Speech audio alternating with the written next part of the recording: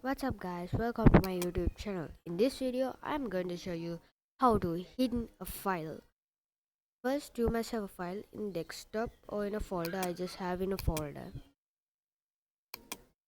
and first I have three of them, and I click this one and open it.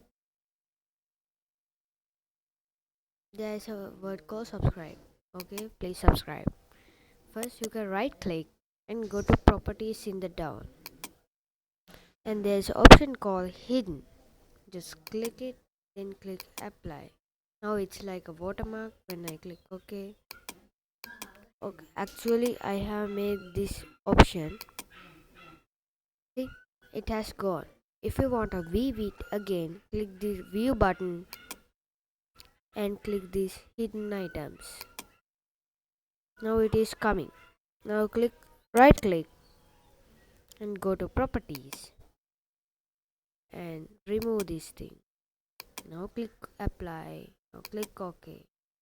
Okay guys, thanks for watching. Like and subscribe to my channel.